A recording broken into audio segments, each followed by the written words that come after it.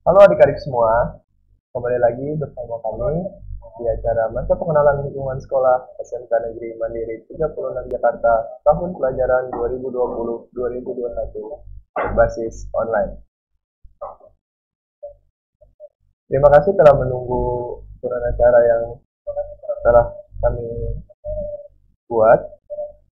Untuk acara selanjutnya adalah penyampaian materi tentang bahaya rokok terhadap mata. Materi ini akan disampaikan oleh seorang yang bisa disebut juga sebagai motivator karena orang ini adalah orang yang sangat hebat. Jadi kalian harus memperhatikan materi ini dengan seksama. Kepada Bapak Dr. Handas Dedi Dwi Tagama, MMMSI, waktu dan tempat kami silakan. Oke. Assalamualaikum warahmatullahi wabarakatuh. Warahmatullahi wabarakatuh. Terima kasih Heril. Ya, sama-sama.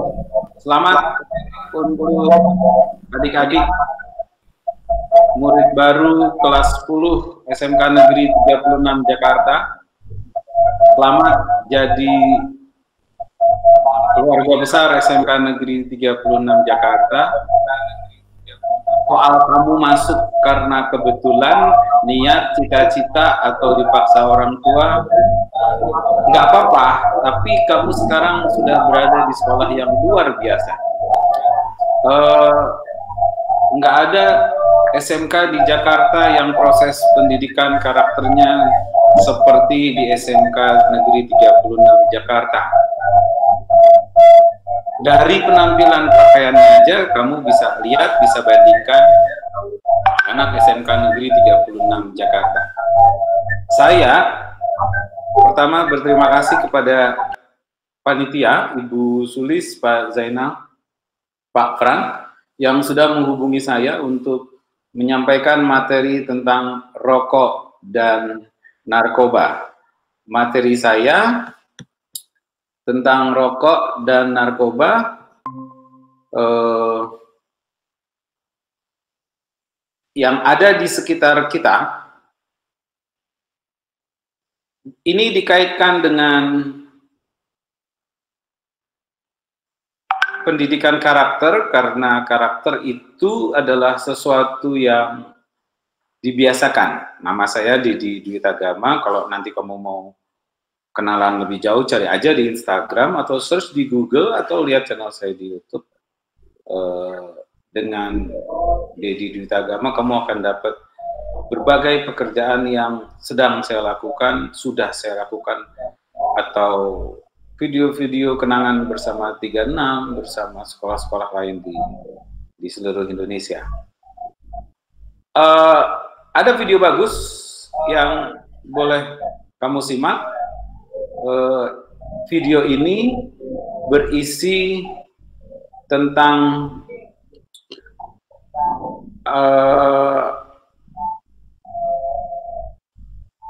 wawancara saya dengan alumni SMK Negeri 36 Jakarta yang sekarang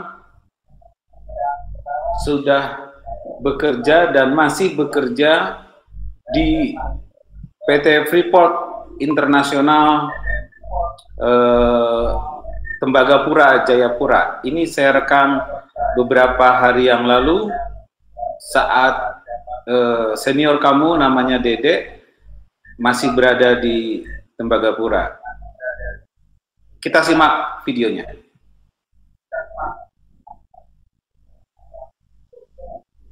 Assalamualaikum warahmatullahi wabarakatuh.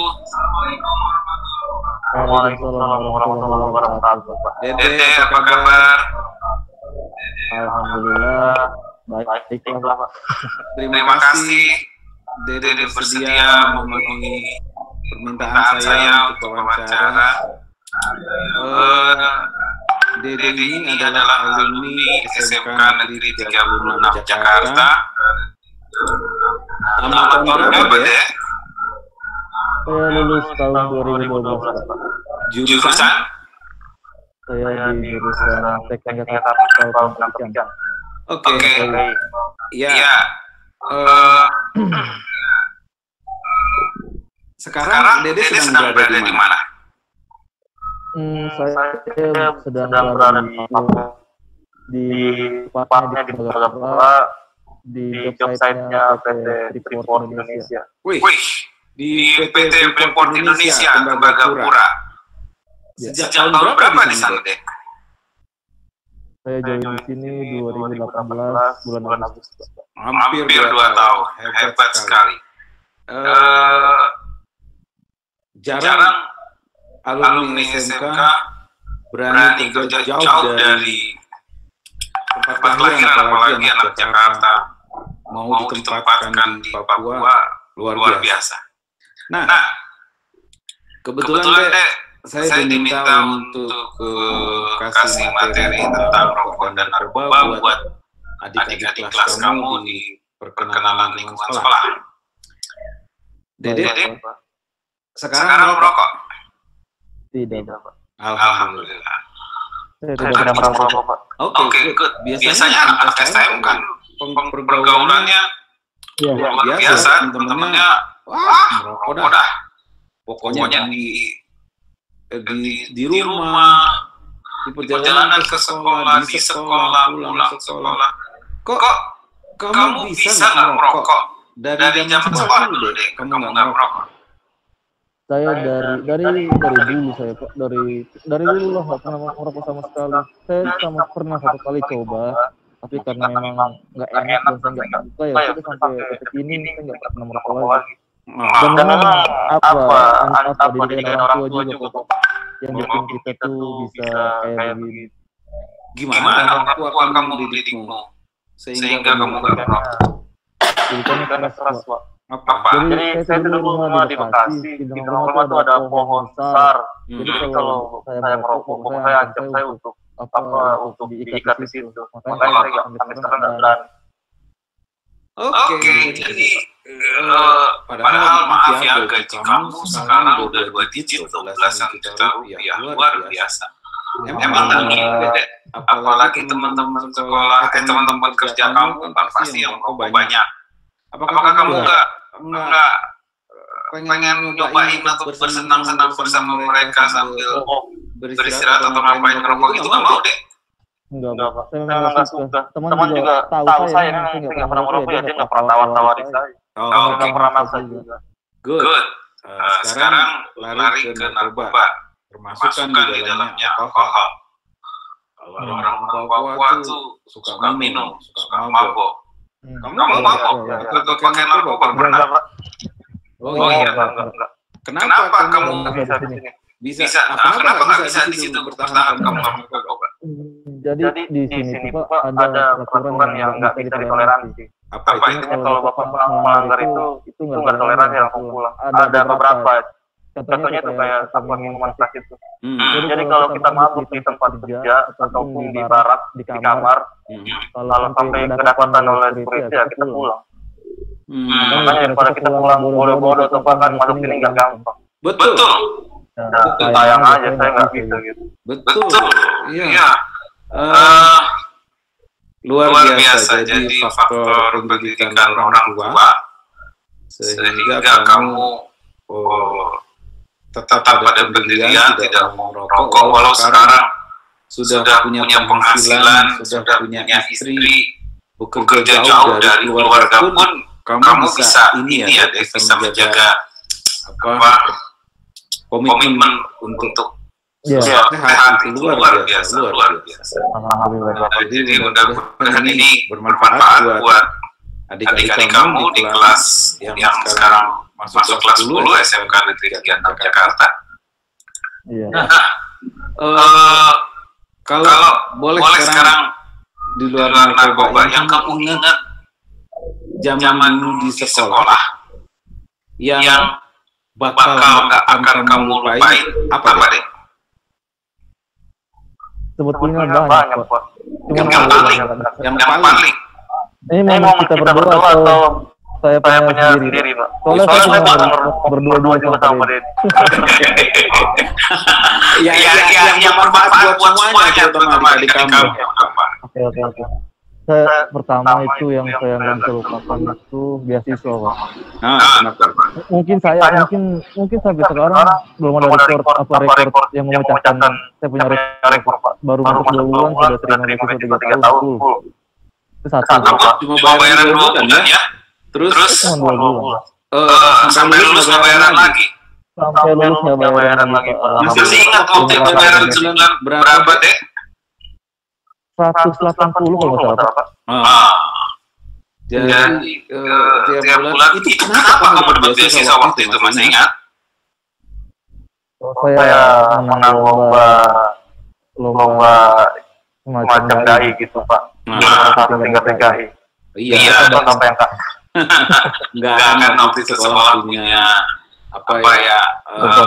keinginan punya program mengapresiasi anak-anak hebat, dan ternyata kamu termasuk yang mendapatkan rezeki sekolah 2 bulan, langsung dapat beasiswa sampai lulus, dan ya faktanya memang kamu hebat sampai sekarang. Kamu sudah eksis bekerja di perusahaan internasional di Tembagapura, Papua, jauh dari Jakarta. Jauh, Pak. Saingnya bukan cuma dengan orang-orang Jakarta, tapi dunia. Indonesia, Pak. Iya, orang luar negeri kan banyak juga di sana, Pak. Di sini banyak ekspor, Pak. Oke. Itu boleh satu lagi apa yang nggak bakal lupa selain beasiswa? Saya satu lagi nggak lupa, saya pernah dihukum sama Pak Dedi. Bukan dihukum sebetulnya, ini kayak pelajaran hidup loh, Pak. Kenapa, Dek? Saya dikasih pelajaran untuk push up. Mungkin totalnya 5.000 kali. Waduh, 3.000. Saya lupa. Ya kan waktu itu 1.000 tambah lagi. Saya ingat sekali Bapak itu. Gara-garanya kenapa, Dek? Jadi kan waktu itu kan PBBB, penerimaan siswa baru. Ada foto adik kelas yang diposting di Facebook kalau nggak salah waktu itu. Dan saya bully dia di Facebook itu. Saya komen di Facebook kalau nggak salah itu, maaf nih kata saya apa anak setan gitu. Saya masih ingat pas gue balas. Berarti kalau dia anak setan, gue bapaknya setan deh. Dan saya langsung dipanggil besok sama bapak. Tapi kamu kan tahu itu maksudnya buat apa? Iya, Pak. Kamu pun merasa ya efeknya sekarang kamu rasakan. Maaf ya kalau ada kenangan yang apa ya, tapi ya itulah kadang memang pendidikan kenangan lainnya. Terus yang terakhir, apa pesan buat adik-adik kamu yang masih kelas 10 sekarang? Pertama pesan saya selamat menempuh masa-masa baru. Terus jika di sekolah itu kalau bisa, Pak, jangan cuma sekedar sekolah saja. Kalau bisa tuh dalami dia punya program-program ekstrakurikuler, karena di situ yang mengembangkan kita punya karakter. Jadi karakter itu nanti yang akan membuat kita dunia kerja. Sedangkan ijazah itu hanya mengantar kita sampai ke pintu depan perusahaan. Karakter yang menentukan kita bisa masuk atau enggak. Jadi perbanyak ekstrakurikuler, ditekuni nggak usah banyak, yang paling satu tekun aja. Kayak saya dulu kan alumni Birohis, saya tekun Birohis, ya karakter saya dibentuk di situ, ya udah sekarang kepake, Pak. Jadi pilih salah satu aja yang kamu suka gitu ya? Ya, pilih salah satu, jangan sampai nggak tekun lah, itu harus tekun aja. Oke. Senang sekali ngobrol-ngobrol sama Dedi setelah tahun 2012, berarti 8 tahun kita sudah nggak ketemu ya, Dek? 8 tahun.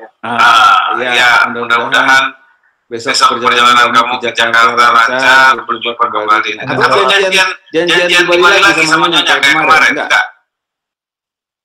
Enggak dulu, Pak, lagi pandemi.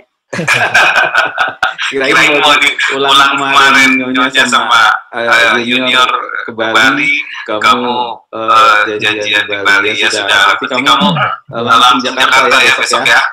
Langsung Jakarta, Pak. Ya sudah, selamat menikmati cuti bertemu dengan orang-orang yang dicintai, mudah-mudahan sehat terus. Terima kasih pesan-pesannya, memorinya. Sampai jumpa di lain kesempatan ya, Dek. Terima kasih. Assalamualaikum warahmatullahi wabarakatuh. Waalaikumsalam warahmatullahi wabarakatuh. Assalamualaikum warahmatullahi wabarakatuh. Waalaikumsalam warahmatullahi wabarakatuh, Pak. Dede, apa kabar? Alhamdulillah. Ya. Itu tadi video wawancara saya. Itu tadi video wawancara saya dengan alumni SMK Negeri 36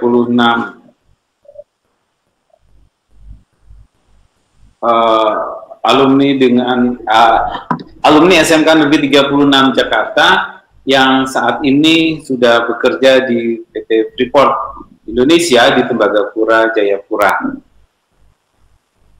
Dedek namanya, dia jurusan TKPI, sekarang bekerja di salah satu unit kerja di Freeport yang gajinya sudah 2 digit.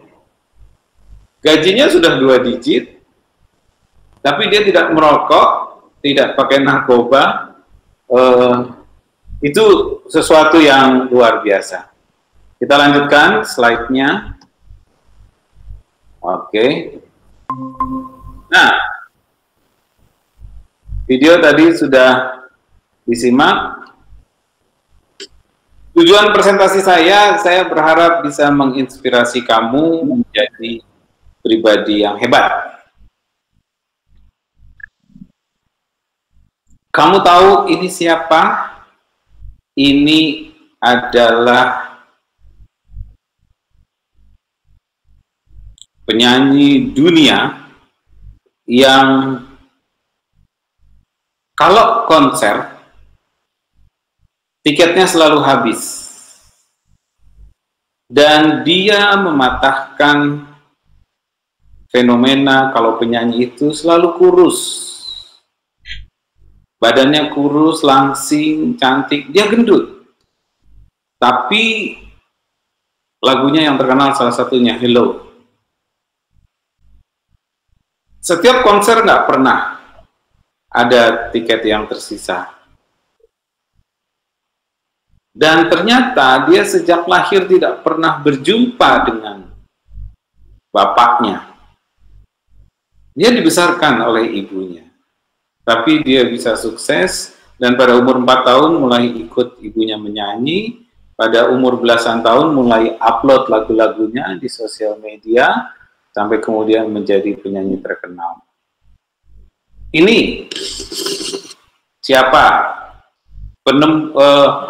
Pendiri atau CEO dari Apple.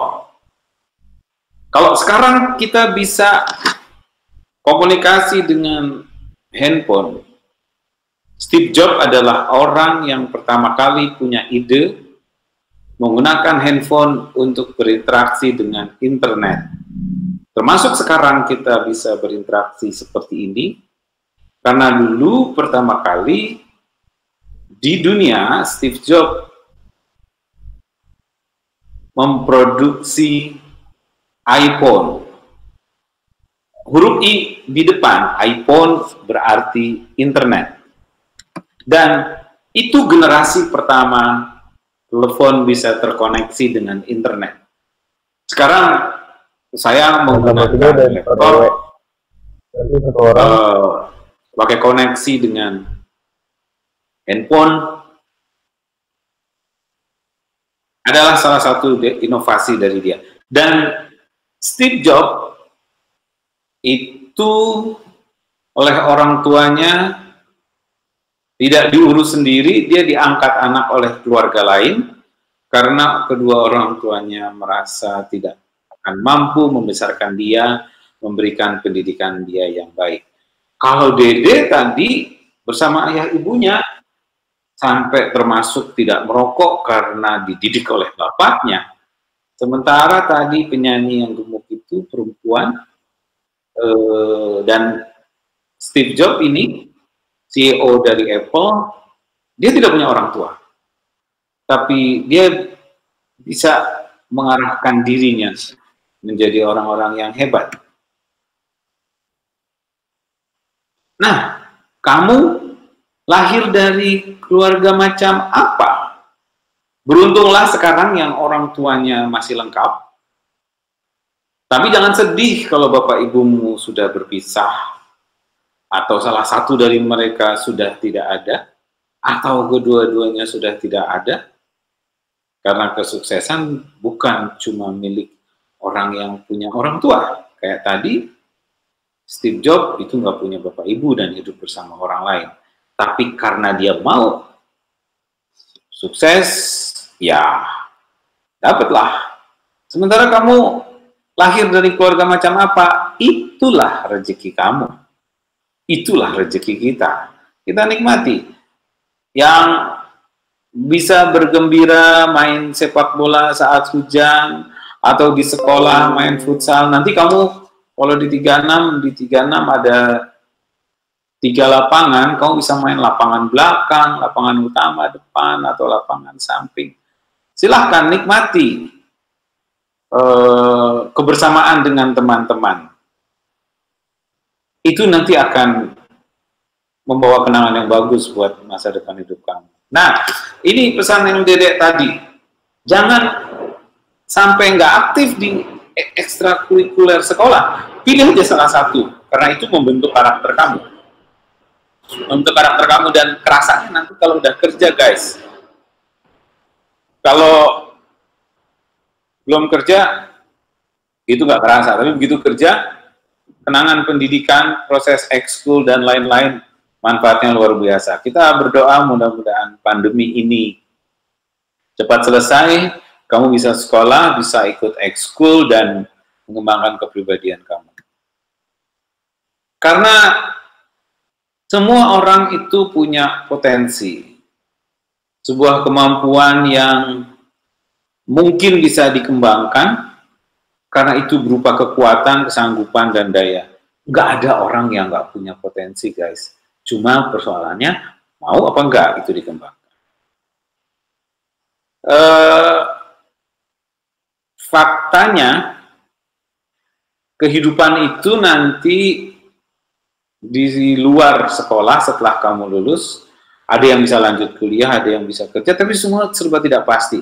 Seperti Dede tadi, dia jurusan TKPI, tapi sekarang kerja di pertambangan emas. Dan tugasnya adalah mengelola stok barang-barang yang diperlukan di gudang untuk produksi emas di Freeport. Dulu jurusannya TKPI. Nah, Pak Didi dulu jurusannya matematik. Tetapi coba deh kamu search di Google. Masyarakat mengenalnya atau mengenalnya Pak Didi sebagai apa? Lihat. Nanti ya selesai atau malam kamu boleh search tentang Pak Didi di Google. Nah, jangan cuma sekolah atau kuliah cuma dapat ijazah. Tapi usahakanlah itu ada manfaatnya. Atau cuma berakrab-akrab sama murid satu sekolah, nanti itu kamu di 36 muridnya 1000 lebih. Wah, mau cari teman yang cantik, yang ganteng, yang bau ketek, yang cakep, yang jelek, banyak dah. Yang suka ke masjid, yang suka macam-macam. Kamu pandai-pandailah memilih yang bermanfaat buat kehidupan masa depan kamu. Seperti Tom and Jerry, berantem tapi akrab terus kan. Tapi jangan berantem di 36. Kalau dulu mah berantem di 36, efeknya berat, Bo. Nah, kamu fokus mau ngapain di sekolah dan seterusnya dan seterusnya. Tetapi faktanya sekarang ini anak-anak sekolah seperti tidak punya hobi. Kalau ditanya hobinya apa, nggak ada, pulang aja pulang, udah pulang tidur, sekarang YouTubean, main gadget, tapi nggak pernah punya hobi yang rutin. Ya, ntar hidup lu datar aja, jadi karyawan di perusahaan, nggak jadi apa-apa. Karena biasanya orang-orang yang punya kedudukan dimanapun biasanya mereka punya hobi. Nah, emas guys, kenapa emas harganya mahal? Sekarang itu bisa 900.000, lebih kurang 1 gram. Kenapa harganya mahal? Guys, emas itu bentuknya bisa batangan, bisa cincin, gelang, kalung. Kenapa mahal? Asalnya itu dari dalam perut bumi. Ini dibor dari perut bumi, diambil, batu-batu ini dipecahin karena para penambang emas tahu, nah Dede tuh udah belajar di gunung atau di bukit, itu di dinding-dindingnya ada urat-urat emas, coklat kekuningan, itu ditembak, dihancurkan, kemudian, ini yang penambangan emas tradisional, pakai palu, dibawa keluar, terus kemudian dipisahkan dengan air dan itunya, lalu dibakar emas itu yang tadinya bentuknya padat, dibakar jadi cair, kemudian dicetak. Jadi emas itu sebenarnya udah mati, orang dibakar ribuan derajat Celcius. Nah, kalau manusia itu perumpamaannya kamu digembleng di sekolah, keringetan, latihan sampai capek, apalagi kalau atlet silat, itu sampai gigi patah, pelipis sobek, tulang rusuk retak, apa deh pokoknya sakit. Itu seperti emas yang dilebur, tapi kemudian tercetaklah menjadi pribadi yang hebat, kemudian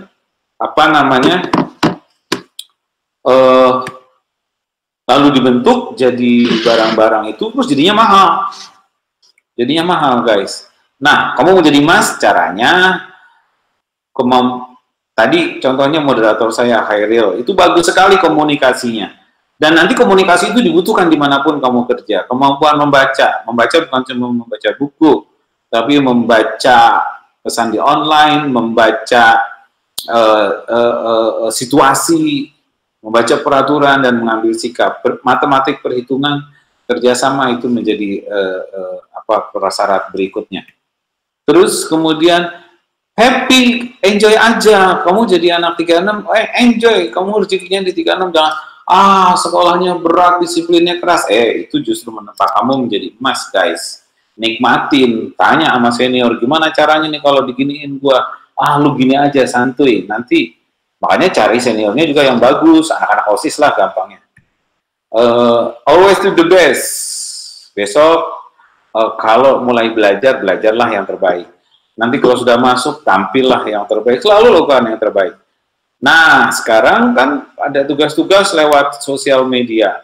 Pak Dedi Instagramnya follow deh, @dwitagama di IG. Kalau mau di follow back DM.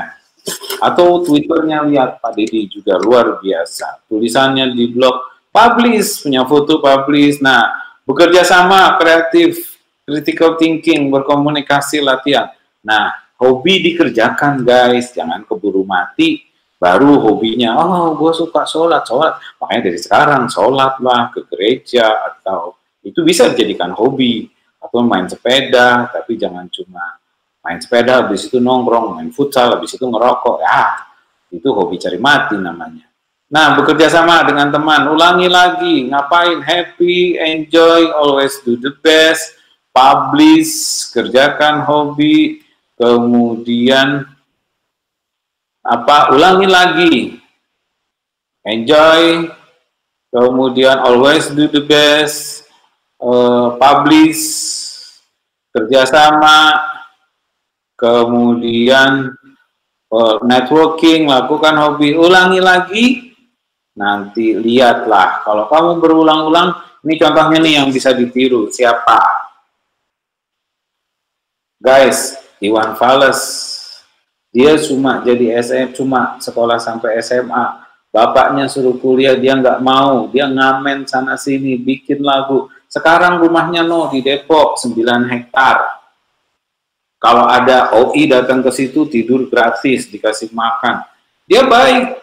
Kalau dia manggung tarifnya sebelum COVID berapa guys? 200 juta di luar dari tiket pesawat dan hotel.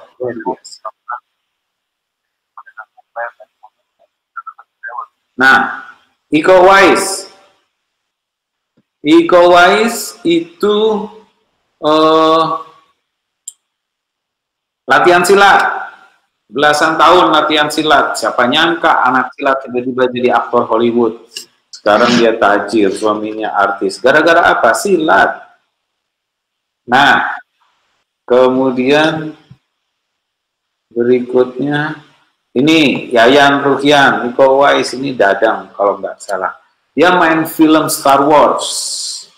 Artis Hollywood, padahal mereka dulunya tukang latihan silat. Ngajar silat di sekolah. Dibayar nggak dibayar dia ngajar aja karena ingin melestarikan budaya Indonesia. Tapi apa yang terjadi? Sekarang mereka punya rumah, punya mobil, gara-gara apa? Gara-gara silat. Nah, kalau lu kerjanya ntar sekolah pulang, kayak ikan sapu-sapu, murah harganya. Kalau Dede karena dulu aktif di Rohis, nggak sekolah pulang, dia sekolah ekskul, sekarang gajinya 2 digit guys, tapi gajinya 2 digit, belasan juta rupiah sebulan, dia nggak ngerokok, nggak pakai narkoba. Ya, pengangguran ngerokok, ya mampu saja dah. Ya, oke. Terus, kalau nanti kamu kuliah, mudah-mudahan bisa jadi kupu-kupu, kuliah pulang. Tapi maaf ya, kupu-kupu kan lemah, cepat mati. Bagus guys, jadi kura-kura. Kuliah rapat. Intinya mah jadi aktivis di kampus, di sekolah juga gitu nanti. Sekolah rapat. Nah, saya doain yang nonton live ini bisa semuanya lulus SMK, kemudian pada kuliah jadi sarjana. Hairil tuh tadi moderator kita mau ke sekolah tinggi perikanan yang di Pasar Minggu. Mudah-mudahan tercapai real doa saya. Nah, lu kudu punya sesuatu, Bo. Mau punya sesuatu mah di Jakarta mampu saja yang ada.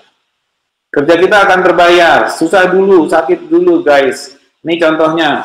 Om Lin dulu orang terkaya di Indonesia itu dagang rokok, pakai gerobak, pakai elang rokok di sini. Kemudian dia serius, tapi anak-anaknya disekolahin ke luar negeri, guys. Oke, Agnes Monica kerjanya tiap hari nyanyi, bikin lagu, joget, latihan dance, tapi sekarang jadi penyanyi dan di Amerika. Ini Joe Taslim juga gitu. Dia taekwondo, dia pernah jadi karateka tapi nggak menang-menang, pernah atletik nggak menang-menang, dia menang-menang taekwondo. Tapi kemudian jadi artis. Anggun juga kerjanya nyanyi, sampai SMA doang sekolahnya nyanyi aja terus tiap hari. Lu kalau penyanyi sekarang upload ke YouTube, itu jangka panjang. Kalau jangka pendek, nah yang jangka pendek nih contohnya nih, aduh slide-nya nggak muncul ya guys. Jangka pendek contohnya tuh si Fatin yang ikut tes-tes bakat di TV gitu. Yang menang biasanya yang unik, yang berani beda. Nah, kalau lu ngerokok, ini saya mau cerita rokok dulu nih. Rokok itu ditemukan sekitar 400 tahun yang lalu. Pertamanya dikabarkan dalam sejarah, rokok itu dikonsumsi oleh para dukun di Amerika, tapi awalnya dimakan. Waktu dia praktek supaya bisa konsentrasi fly atau high gitu, dia makan tembakau. Kemudian dia praktek dukun, tapi lama-lama caranya dirubah, dulu dihirup di hidung. Terus kemudian sekarang mulai di Prancis diketemukan alat pembuat rokok, jadi yang sekarang model sekarang ini, tapi awalnya itu sebenarnya ini dukun. Gayanya para dukun di Amerika ketika mengobati pasiennya. Terus di sekitar kita juga banyak narkoba, guys. Narkoba itu sejarahnya sebenarnya diciptakan untuk pengobatan yang sakit. Kalau ada nyokap kamu yang melahirkan dengan sesar, itu lu bisa bayangin kalau perut disobek, diambil anaknya, sakitnya kayak apa. Nah, supaya nggak sakit, otaknya yang menimbulkan rasa sakit tidak bekerja, itu disuntik obat bius. Obat bius itu keluarganya heroin. Sebenarnya narkoba diciptakan untuk hal yang bermanfaat, pengobatan, yang dioperasi, yang sakit, yang gila, yang nggak bisa tidur, itu dikasih obat. Tapi seperti rokok, narkoba juga kemudian disalahgunakan. Yang nggak sakit pakai narkoba, yang nggak jadi dukun ikut ngerokok, kan jadi aneh gitu. Nah, ini contohnya guys, pengurus tinggi sebuah partai yang jaketnya kuning, kemudian jadi ketua Mahkamah Konstitusi, di lacinya diketemukan narkoba. Ternyata juga dia korupsi. Sekarang ada di penjara guys, kasihan, padahal gelarnya Doktor Haji. Namanya siapa, cari aja di Google. Malu nyebutinnya. Terus ini anak alumni SMA terbaik di Jakarta Utara, kuliahnya di Setan, kerja di Departemen Keuangan, bagian pajak, korupsi. Sekarang ada di penjara juga. Ini penyanyi zaman saya SMA, namanya Faris Rustamuna. Sebelah kiri foto waktu dia tahun 80-an. Sekarang lihat sebelah kanan, berapa kali ketangkep pakai ganja, sabu. Nah, ini para pelawak yang bisa menghibur orang tapi tak bisa menghibur sendiri. Kemudian dia pakai narkoba, akhirnya ketangkep dan merasakan dinginnya jeruji besi di penjara. Empat-empatnya, Kabul, Doyok, Polo, dan siapa, Gogon. Nah, kemudian profesor, pakai sabu. Jadi rokok, narkoba itu nggak pandang dia bego, pinter, haji, bukan haji, siapapun. Kalau daya tahannya nggak kuat, kena. Tapi si Dede nggak kena. Padahal gajinya udah belasan juta. Ini contoh pecandu narkoba di luar negeri, umur 33 kayak gitu. Lihat, umur 37, 39. Jadi jelek. Nah, kalau lu udah jelek pakai narkoba, mampus aja lu. Nih, tahun 2003, tahun 2008. Narkoba, rokok juga, apalagi rokok. Aduh, hai anak cewek yang pasangannya merokok, ntar uang suami lu habis buat beli rokok. Mendingan cari cowok yang nggak ngerokok. Kalau dia bilang lu sayang sama dia, sayang sama lu, tapi dia ngerokok, itu bohong guys. Kalau dia aja nggak sayang sama diri sendiri, paru-parunya dirusak, apalagi dia sayang orang lain, nggak mungkin. Pilihan kamu, silahkan mau pilih yang mana. Di situ ada masjid, ini masjid di Bengkulu, Masjid Agung. Di situ ada masjid, kamu mau ke masjid. Di sekolah di 36 juga ada masjid, bagus. Mau ngumpet di toilet, di WC, atau kalau sampai ketahuan parah lah, mendingan tuh sholat aja dah.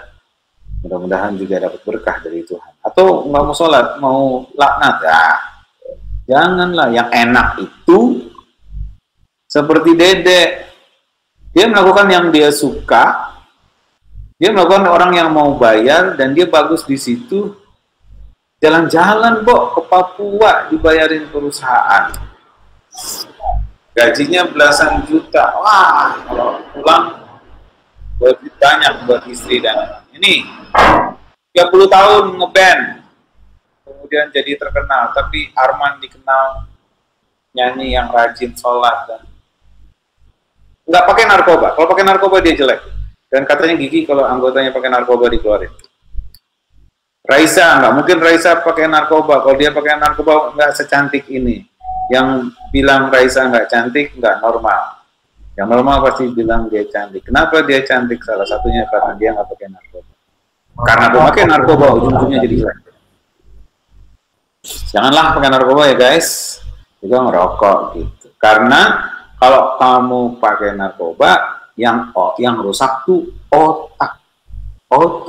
Sementara otak nggak bisa diganti, nggak bisa dioperasi. Otak rusak ya udah. Nah, cepat lah kayak gini. Atau Tulus, lu jadi penyanyi macam Tulus. Nyanyi aja dapat duit puluhan juta. Ujung-ujungnya pakai narkoba, ngerokok itu HIV guys. Nah, punya anak yang banyak-banyak, biar didiknya nggak susah.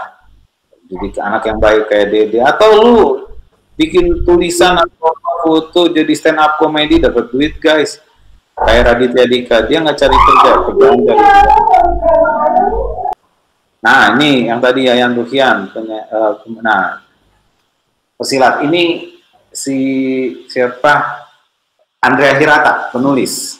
Sekarang lu mau sukses jadi apa aja bisa. Nah, ini dulu presiden kita 2 periode, Susilo Bambang Yudhoyono, waktu masih jadi tentara, pangkatnya nggak rendah sih, ini perwira menengah, tapi masih susah guys. Dia kerja keras terus jadi presiden guys. Nah, ini dulu tukang jualan mebel, sekarang masih jadi presiden Indonesia. Dagang mebel guys, tapi dia kuliah di UGM, makanya lu kalau bisa pada kuliah ya. Nah, zaman dulu mah foto harus berjejer, sekarang zaman sudah berubah. MPLS aja lewat online, foto juga pakai pagar, tapi di fotonya kelihatan seolah-olah mereka dekat. Ini juga nih Gubernur Jawa Barat yang eksis dulu di Twitter, Instagram. Daripada lu jomblo terus, ya kalau nggak punya duit, nggak punya kerjaan, nggak punya gaji, siapa yang mau? Mana bisa ke penghulu gitu. Kalau Dedek mah udah kerja, alumni tadi kan punya istri. Nah ini dia pakai jilbabnya belum bener aja karena galak dan pinter mengelola kota, jadi wali kota guys. Serius, kuliah, kerja, nikahlah, supaya nanti kamu bisa ciptakan generasi yang lebih baik dari kamu. Oke, saudara-saudara, kalau punya dokumen dikabarkan supaya orang lihat. Jangan taruh di HP, nanti HP-nya rusak, dokumentasi kamu hilang. Ini nenek-nenek aja masih hobi motret. Kamu harus punya hobi ya guys. Dan sekarang hobi pakai HP bisa menghasilkan uang. Yang penting kamu jujur, punya integritas, punya daya juang, cinta kasih, dan loyalitas. Karena sukses itu merupakan kumpulan dari prestasi-prestasi kecil yang berulang setiap hari. Oke, kesimpulannya adalah sukses itu sensasi yang direncanakan. Baik, Hairil, sekarang kita saatnya berdialog. Kalau ada pertanyaan dari peserta, silahkan, saya akan dengan senang hati menjawabnya. Silakan, Hairil. Baik Pak, terima kasih atas materi yang sudah Bapak saya sampaikan. Ini materinya kena banget nih Pak untuk anak-anak muda zaman sekarang. Ya. Yang dimana pergaulan-pergaulan kita ini sangat beresiko tinggi Pak terhadap narkoba dan merokok itu Pak. Tapi untuk sebelum lebih jauh lagi nih Pak, ada yang bertanya, sebenarnya Bapak ini siapa sih? Saya adalah guru matematik di SMK 50. Cuma dulu pernah 3 tahun mampir di SMK Negeri 36 Jakarta, bekerja bersama teman-teman guru-guru di sana dan kenal dengan ya anak-anak 4 angkatan lah, 5 angkatan di 36. Tapi pekerjaan saya nggak hanya di sekolah. Kalau kamu mau tahu lebih jauh, cari aja di Google Dedi Dwita Dharma atau lihat di YouTube. Nanti kamu ketahuan, tahu deh siapa saya. Oke, Leo. Berarti Bapak ini aktif ya Pak di dunia pendidikan? Apa? Berarti Bapak ini bisa dibilang juga orang yang aktif di dunia pendidikan gitu ya Pak? Iya, karena saya dulu kuliah di UNJ dan setelah lulus saya langsung diangkat di SMK Negeri 39 Jakarta.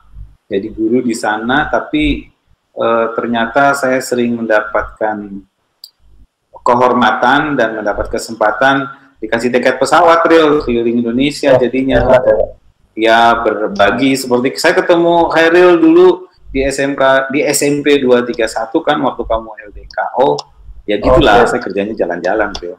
Lanjut. Ya Pak, ini ada yang bertanya nih Pak, dari Muhammad Iqbal Hussein. Ya. Pak, kalau direhabilitas karena narkoba itu ngapain aja sih? Oke, Iqbal, pertanyaannya bagus. Kalau di rehabilitasi itu ngapain aja? Jadi, orang yang direhab dari kecanduan narkoba itu ada yang di fasilitas, kayak di asrama, kayak di pesantren, kayak di rumah sakit. Tapi kalau di rumah sakit nggak bisa lama karena fasilitas terbatas.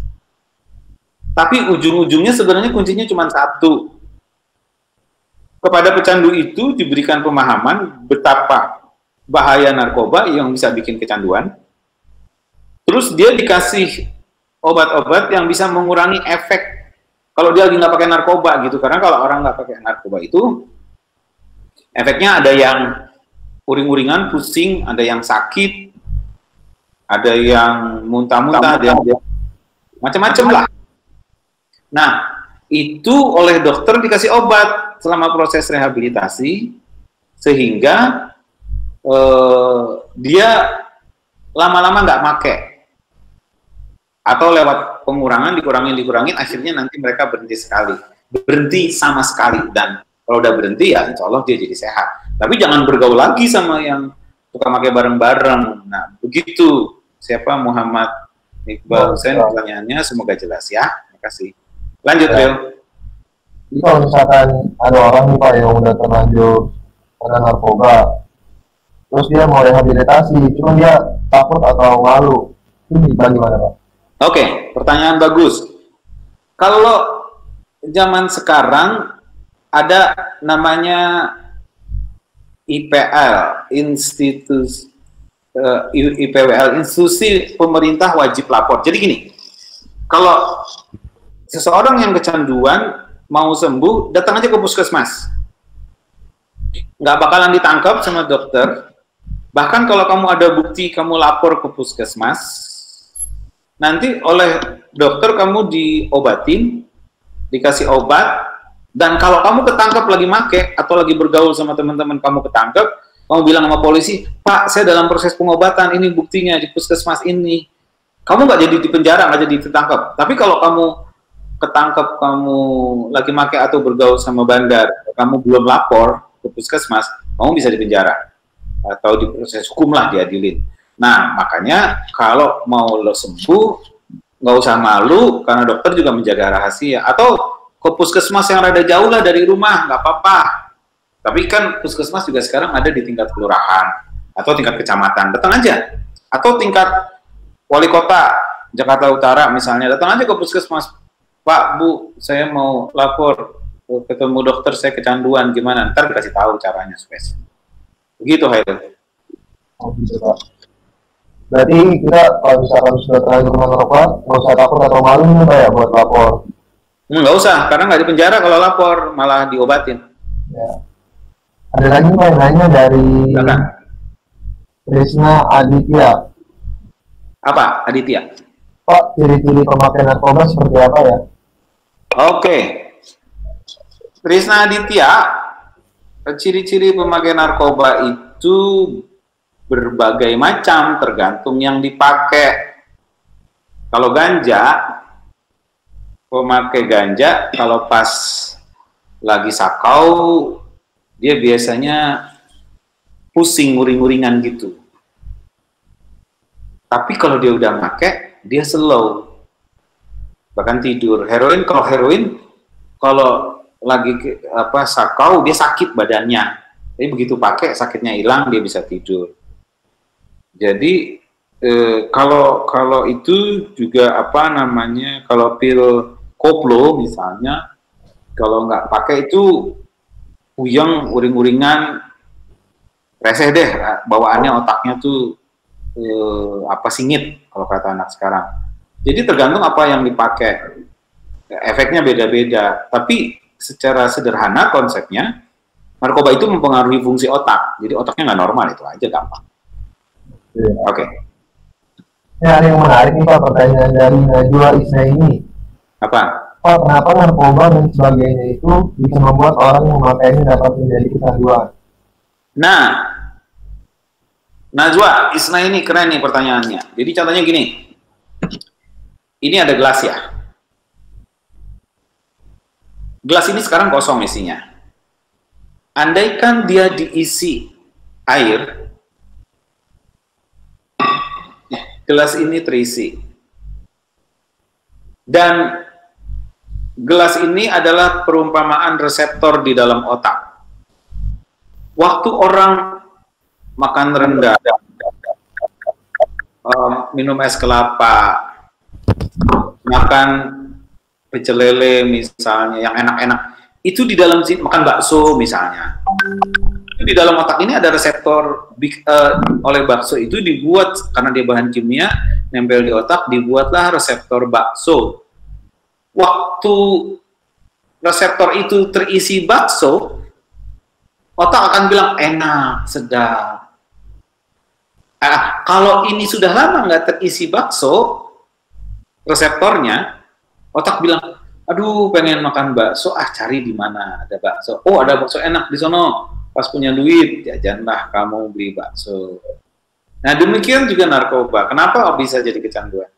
Waktu orang pakai narkoba, terbentuklah reseptor narkoba di otak, misalnya heroin. Terbentuklah gelas reseptor heroin ini. Saat heroinnya habis di dalam otak, itu bagian yang dirusak oleh heroin adalah simpul sistem rasa sakit di otak. Jadi nggak kenapa-napa, badan kamu bisa aja kepala puyeng, tulang kayak mau copot, perut mau boker, pokoknya badan pada sakit dah. Yang kalau dimasukin lagi heroin, sakitnya hilang. Sebenarnya kecanduannya itu ketika reseptornya kosong, tergantung apa yang digunakan. Makanya kalau bisa makan minum yang bagus-bagus aja, yang jangan, karena ada efeknya. Makanya orang nanti tuh dicek darahnya, ada jejak apa yang dimakan, apa yang dipakai, gitu. Gitu, Hairil. Iya, Pak. Berarti kalau seperti itu, narkoba ini sangat berbahaya sekali, Pak, untuk otak kita.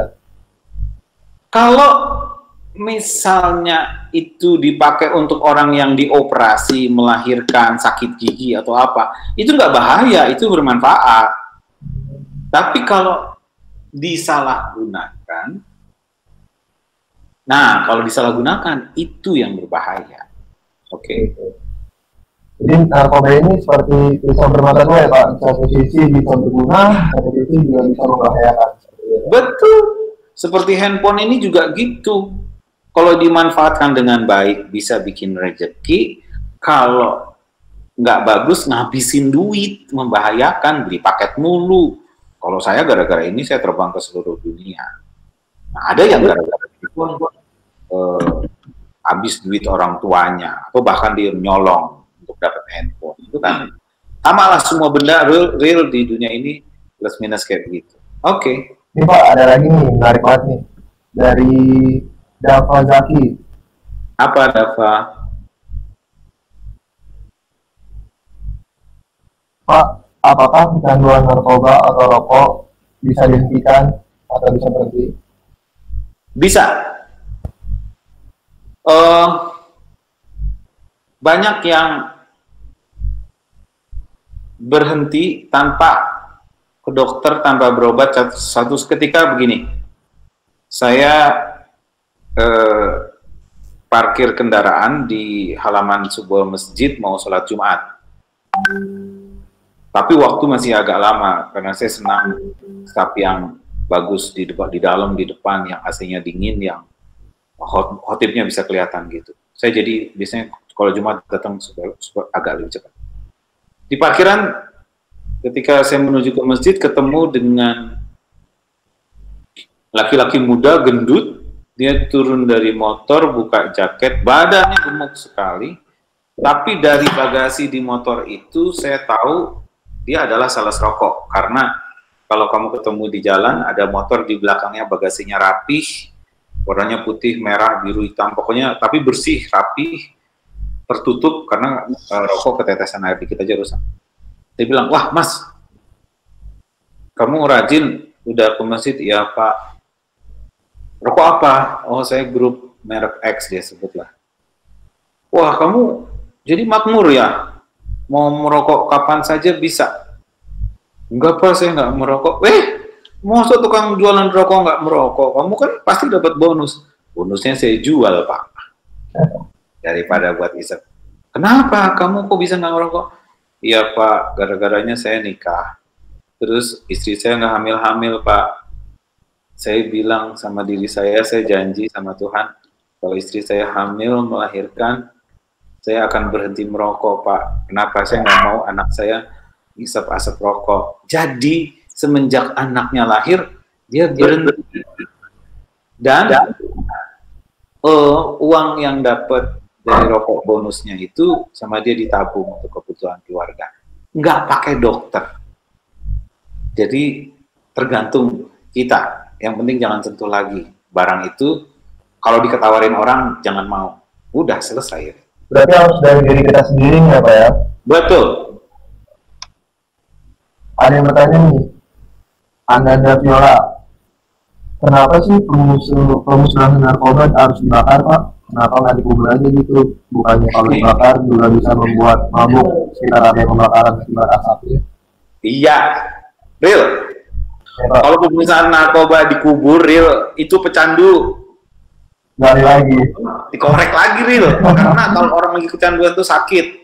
Dan narkoba kan harganya mahal. Apa aja yang ada pemusnahan dengan dikubur, besok polisi pergi kapan saja ditungguin itu barang dikorek lagi. Jadi kalau dibakar kan udah musnah, nggak bisa dipakai lagi. Kalau dikubur, pecandu mah gila, real. Gila banget dah. Gila. Apa aja pasti dia lakuin ya Pak? Apa?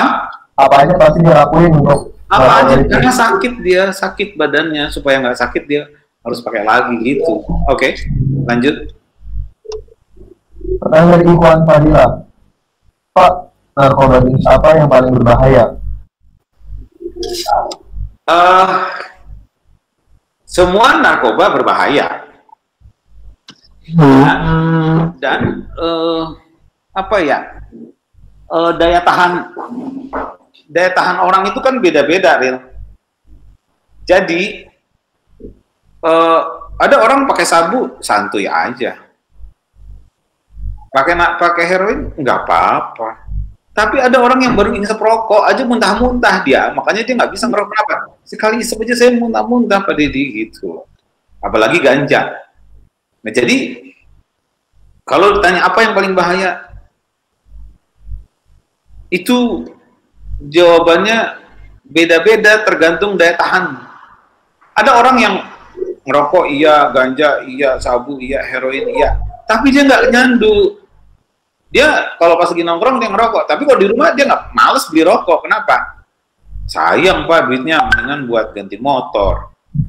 Jadi dia ngerokok cuma buat pergaulan. Nah narkoba, lu mau nggak? Ya gue nggak punya, dikasih dia mau, tapi habis itu di rumah dia nggak pakai lagi. Kenapa?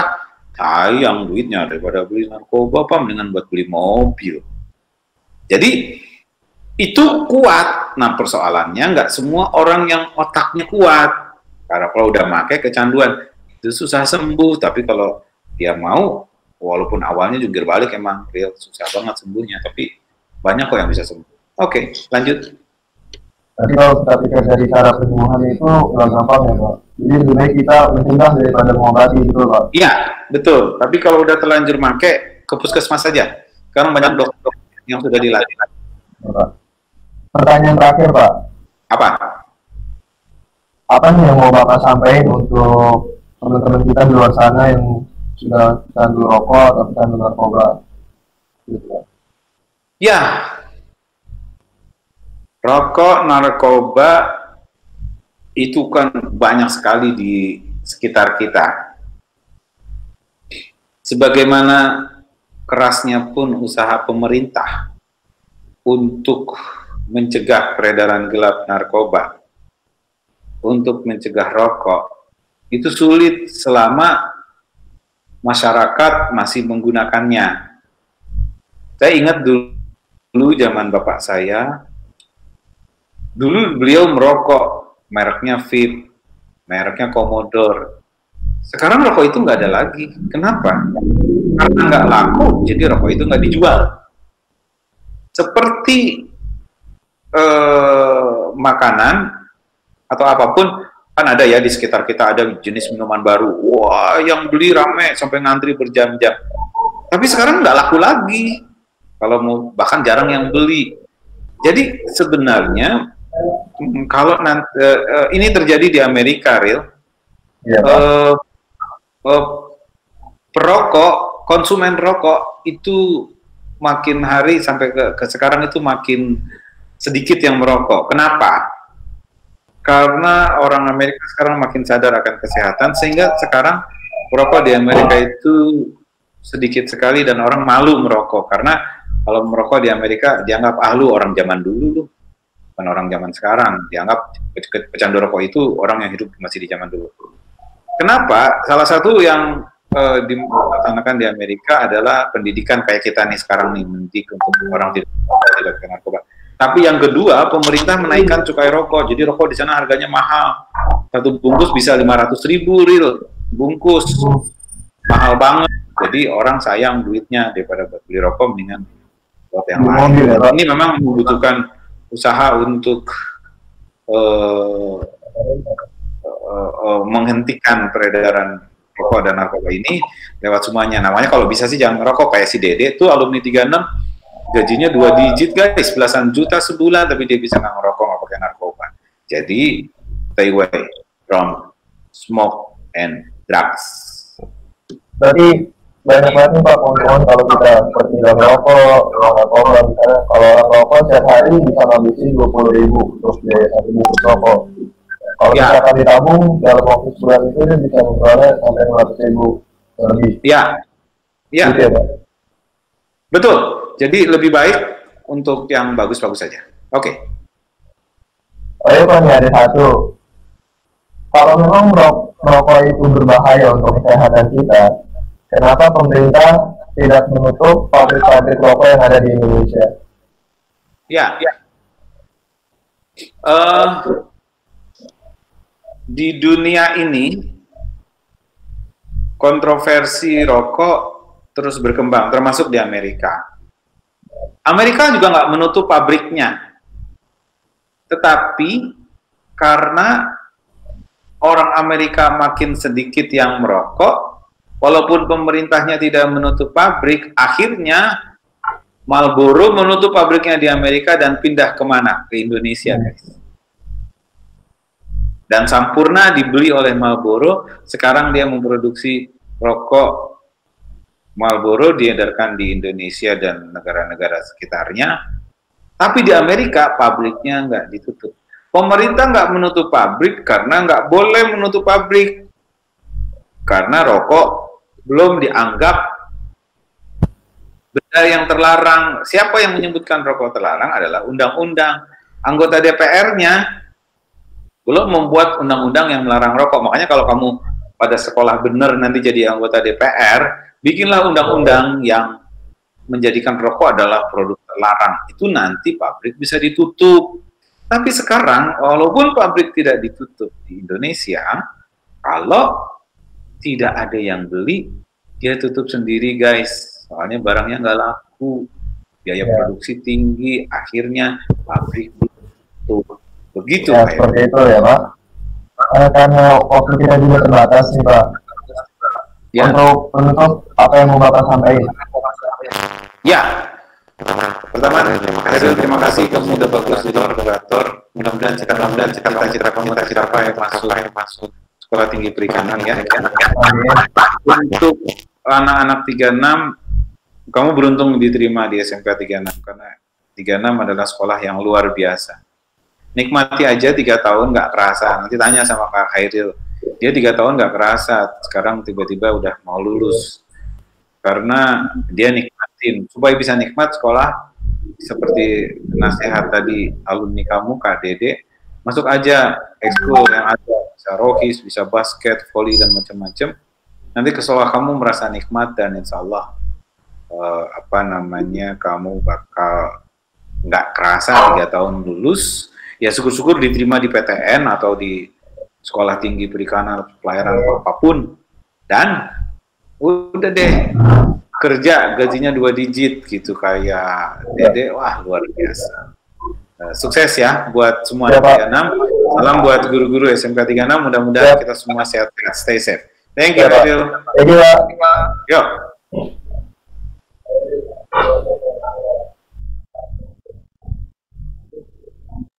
Ya, terima kasih adik-adik serta masa pengenalan lingkungan sekolah SMK Negeri Mandiri 36 Jakarta tahun pelajaran 2020-2021. Terima kasih Bapak Dr. Andes Dedi Dwi Tagama MMMFI atas materi yang telah disampaikan tentang bahaya rokok terhadap mata.